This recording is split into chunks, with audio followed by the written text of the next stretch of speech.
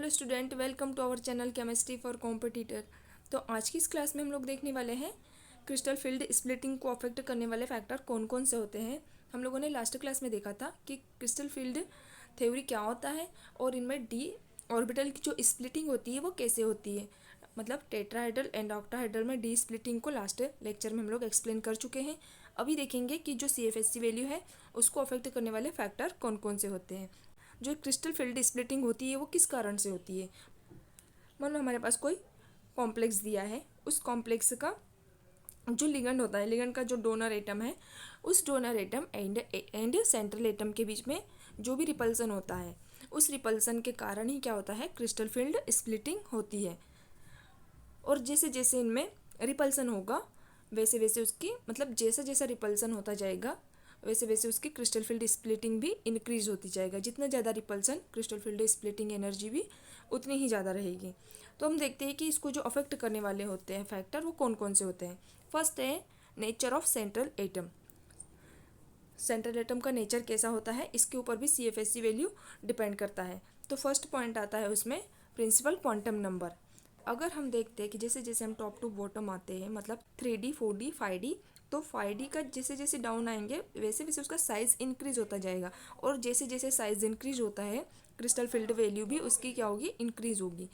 तो 3D की value क्या रहेगी, कम रहेगी, और 4D की उससे ज़्यादा रहेगी, 5D की सबसे ज़्यादा रहेगी।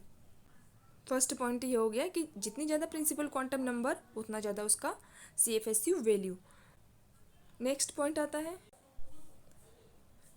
आता है oxidation state of central atom.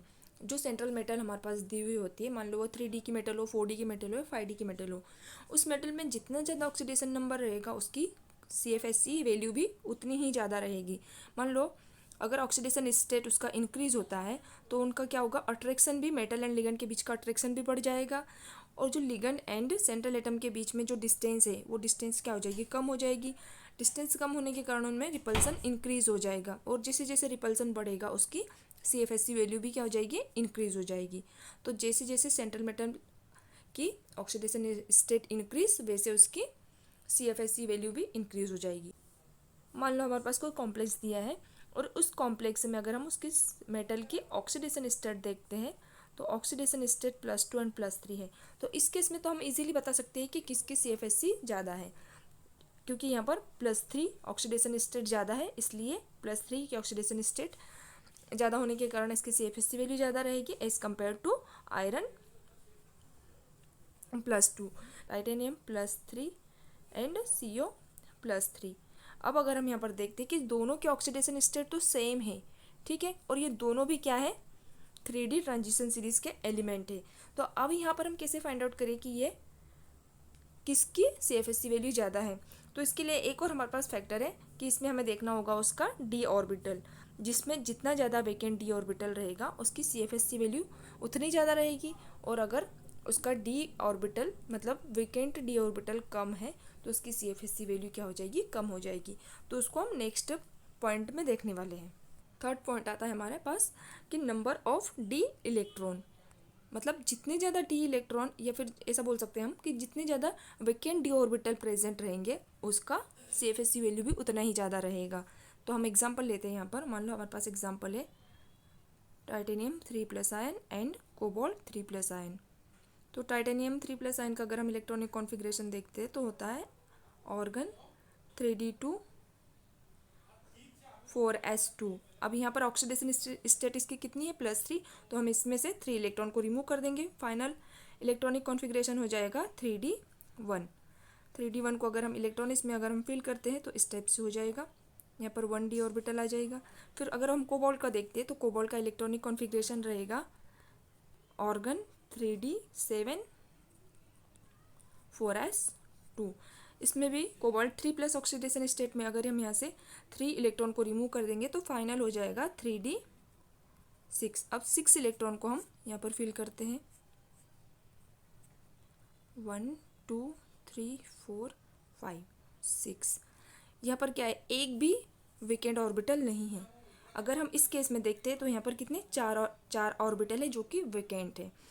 तो जो ऑर्बिटल मतलब जितना ज़्यादा वेकेंट ऑर्बिटल रहेगा उसकी CFSE वैल्यू भी उतनी ही ज़्यादा रहेगी।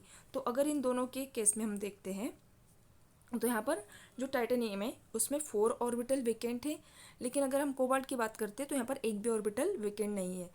तो इसलिए जितना ज़्यादा वेकेंट ऑर्बिटल रहेगा उतनी ज़्यादा उसकी क्रिस्टल फील्ड स्टेबलाइजेशन वैल्यू रहेगी।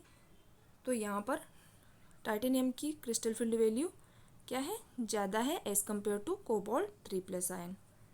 फिर नेक्स्ट पॉइंट आता है, अब हमारे पास सेकंड फैक्टर आता है कि nature of ligand. Nature of ligand मतलब लिगेंड का नेचर कैसा है, वो लिगेंड स्ट्रॉन्ग फील्ड लिगेंड है या फिर वो वीक फील्ड लिगेंड है। अगर एक स्ट्रॉन्ग फील्ड लिगेंड है तो उसकी जो क्रिस्टल फील्ड वैल्यू है वो ज़्यादा रहेगी, मतलब उसमें स्प्लिटिंग ज़्यादा रहेगी। अगर वो वीक फील्ड लिगेंड है तो उसकी स्प्लिटिंग क्या होगी, कम होगी। तो उसके लिए हम देखते हैं हमारे पास ये स्पेक्ट्रोकेमिकल सीरीज, अगर हम इसमें देखते हैं तो यहाँ से लेके मतलब आयोडीन से लेकर के जो वाटर तक के हैं ये क्या हो गए, वीक फील्ड लिगेंड है। और यहाँ से अगर हम देखते हैं थायोसाइनेट से लेकर के नाइट्रोसो तक अगर हम देखते हैं तो यहाँ तक क्या हो गया, ये स्ट्रॉन्ग फील्ड लिगेंड है। तो इनकी मतलब यहाँ से लेकर ये स्ट्रॉन्ग फील्ड लिगेंड की क्रिस्टल फील्ड स्प्लिटिंग सबसे ज़्यादा होगी, और जो आयोडीन से लेकर वाटर तक है इसकी क्रिस्टल फील्ड वैल्यू क्या होगी, कम होगी। तो ये हो गया हाई स्पिन कॉम्प्लेक्स होते हैं उनकी CFSE वैल्यू कम होगी, और जो लो स्पिन कॉम्प्लेक्स होते हैं उनकी CFSE वैल्यू ज़्यादा होगी। फिर नेक्स्ट पॉइंट देखते हैं। नेक्स्ट पॉइंट आता है geometry of complex.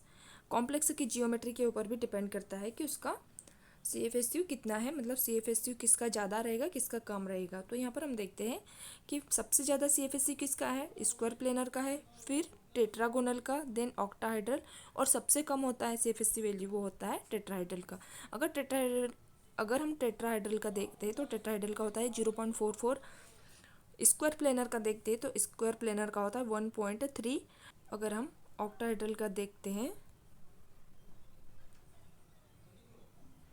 Del of तो इसका होता है 0.51। यह हो गया है ऑक्टाहाइड्रल का।